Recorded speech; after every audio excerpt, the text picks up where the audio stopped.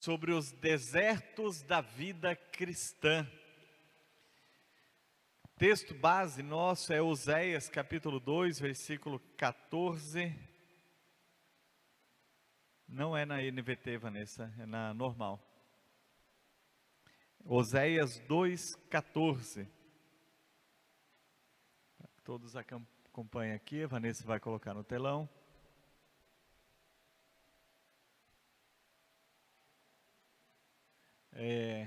Na outra versão, aqui diz assim: contudo eu a conquistarei de volta, ao deserto a levarei e lhe falarei com carinho. Na outra versão que eu tenho diz assim: portanto, eis que eu a atrairei e a levarei para o deserto e lhe falarei ao coração. Que está dizendo que Deus quer levar pessoas ao deserto e ali ele vai falar ao coração. Então no deserto é um lugar bom, porque Deus fala mesmo estando no deserto. Por toda a Bíblia existem metáforas para mostrar verdades espirituais. E uma dessas ilustrações, uma dessas metáforas, é o uso do deserto, da palavra estar no deserto, passar pelo deserto, para um período de provação para o ser humano. Todo cristão, necessariamente, ele vai passar por desertos, não só uma vez, mas por várias vezes na sua trajetória, ele vai passar por desertos. E desertos, eles não são lugares agradáveis. Passar por provação não é bom. O tempo que está na provação são tempos de poda, tempos de dificuldade, tempos de aperto, em várias áreas da nossa vida. Mas como eu já disse, os desertos são necessários. E quando nós olhamos para essa ilustração do deserto, nós precisamos estar atentos ao significado que ela tem. Deserto é um lugar de extremos.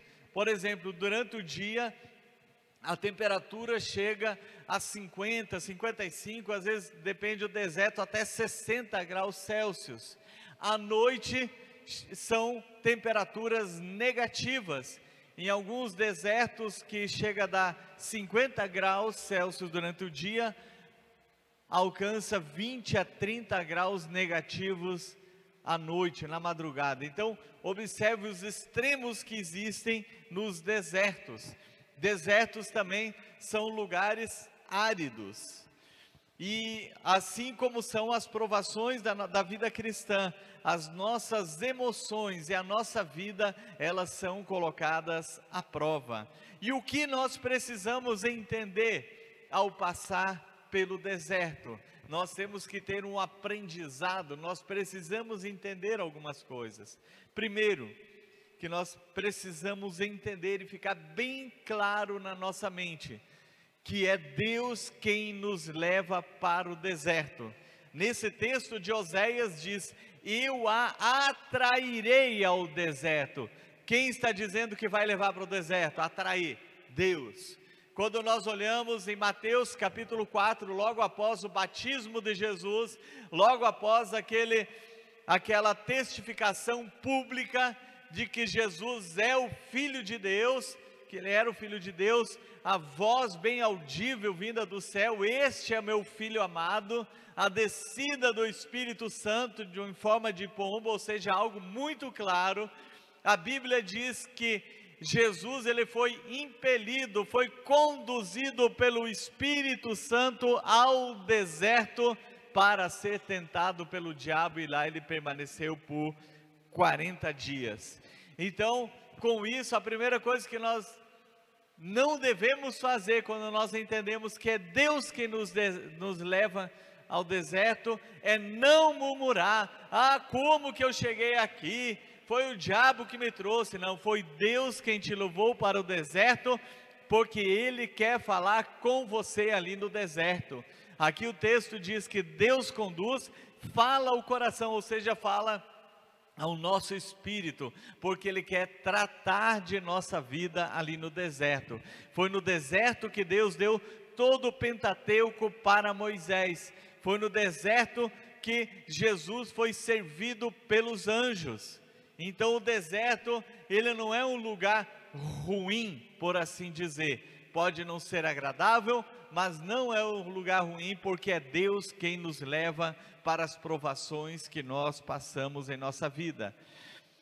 Segunda coisa que nós precisamos entender é que o deserto é um período para mostrar o que está dentro do nosso coração.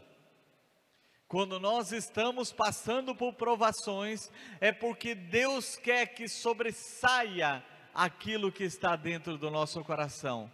Em Deuteronômio capítulo 8, já haviam se passado 40 anos, a nova geração estava entrando na terra prometida, e antes de adentrar na terra prometida, Deuteronômio significa repetição das leis. Ali Deus diz em capítulo 8, verso 2, lembrem-se, Deus está falando, lembrem-se, pelo todo o caminho que o Senhor os guiou no deserto. Mais uma vez Deus guiando no deserto, durante esses 40 anos, para te humilhar, para colocar vocês à prova, para saber o que estava no coração de vocês, se guardariam ou não a minha palavra. Então, os lugares de extremo, os lugares de provação, são lugares que devem mostrar aquilo que está dentro do nosso coração, se nós realmente tememos a Deus, ou nós somos daqueles que abandonam a palavra. Quando Jesus cita a parábola do semeador, em Mateus capítulo 13, o segundo tipo de solo que caiu a semente, ele diz que é o solo rochoso, o solo com pouca terra, e ele na explicação ele diz, porque a planta morre em seguida, ele diz, são aqueles que ouvem a palavra com alegria, mas vindo a provação por causa da palavra, logo a abandonam e morrem. Então, o deserto vai mostrar para você se você é um cristão real, ou é aquele que só recebeu a palavra como algo bonito, mas na hora que chegou a aprovação, você abandonou. Então, deserto é lugar para mostrar o que está no seu coração. Terceiro lugar, deserto é o lugar de mudar a mentalidade de escravo, para tirar de nossa vida a mentalidade de escravo.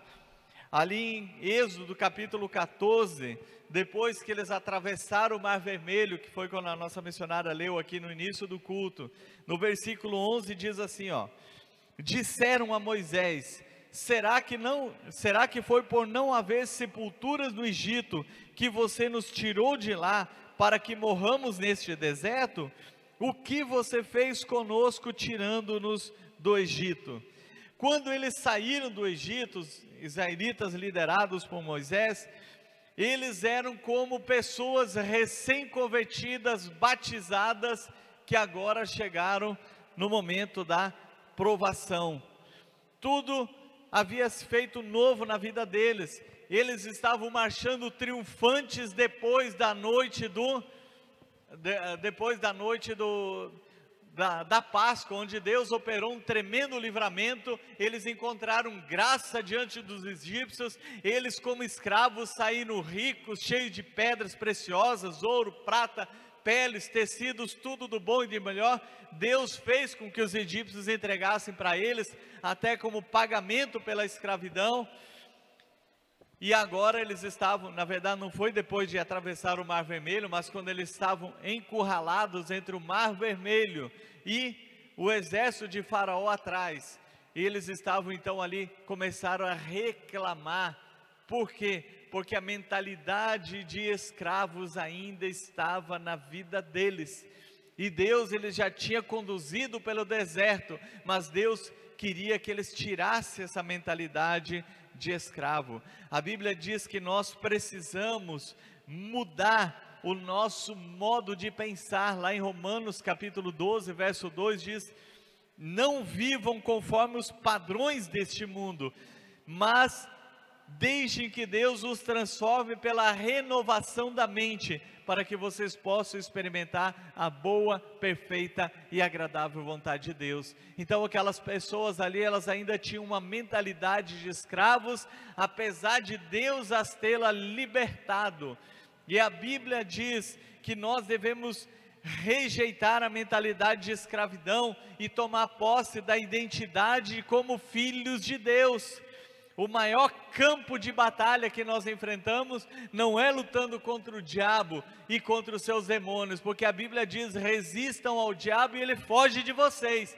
Mas o maior campo de batalhas é a nossa mente. Joyce Meyer até escreveu um livro, a mente é o campo de batalha, alguma coisa nesse sentido. Então, nós precisamos vencer a mentalidade de escravo. Veja o que a Bíblia nos diz em 2 Pedro 2,19. O homem é escravo daquilo que o domina. Então, se tem algo que domina a sua vida, você precisa vencer na sua mente essa mentalidade de escravidão, aquilo que você está preso. Por exemplo, pessoas são escravas do medo, tem outras que são escravas de vícios, de insônia, de complexo de inferioridade, outras são presas na pornografia, baixa autoestima, incredulidade, uma série de coisas. Então, se você não consegue vencer algo, você é dominado, então você é escravo daquilo que está dominando a sua vida, e Deus te trouxe nessa manhã para te dizer que Ele quer renovar o seu modo de pensar, quer te dar uma identidade de filho, uma mentalidade de filho do Senhor, e não escravo do pecado e escravo do mundo e dos vícios que existem no mundo. É uma nova mentalidade que Ele quer te dar. Quarta lição, quarta coisa que nós precisamos entender, é que no deserto é um lugar que tem oásis. Muitas vezes nós olhamos o período da nossa aprovação só como um período difícil, um período de sofrimento, mas no deserto, mesmo durante as provações, nós vamos encontrar os oásis. Aqui em Êxodo, aliás, Números 33:9 fala que eles saíram ali de um lugar chamado Mara, chegaram em Elim havia 12 fontes de água e 70 palmeiras, e eles acamparam ali. Você imagina aquele deserto, que eu nunca estive num deserto literal, mas eu vejo em documentários, é tudo areia, que você se perde até na direção que você deve tomar. Tem que entender muito a direção, né? Saber a orientação pelo sol e pelas estrelas, mas tudo é igual, tudo é árido, aquele vento seco, às vezes um vento mais forte, toca areia no corpo, vai machucando, igual muitas vezes a gente está até caminhando na praia, tem aquele vento mais forte, chega a doer a canela ali, porque a areia bate forte nos pés, no corpo nosso.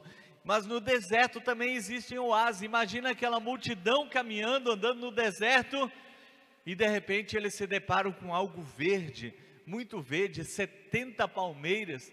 Qual o tamanho daquele oásis que havia? E havia 12 fontes de água no deserto.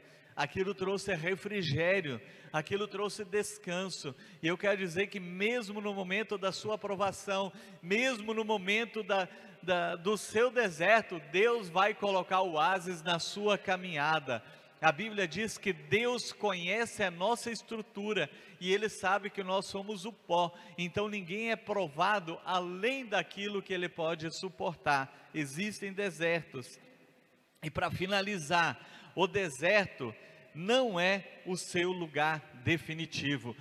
Deserto é lugar de passagem, que antecede ao lugar melhor e espaçoso que Deus preparou para a sua vida. Em Tiago 1,12 diz: feliz é o homem que persevera na provação, porque depois de aprovado, receberá a coroa da vida que Deus prometeu aos que o amam. Lugar de passagem, o deserto não o seu lugar definitivo. E a Bíblia diz que há uma bem-aventurança quando nós somos aprovados por Deus. Sabe por quê? Porque depois de passar pelo deserto, o nosso caráter, ele está aprimorado. Nós somos mais parecidos com o Senhor Jesus Cristo.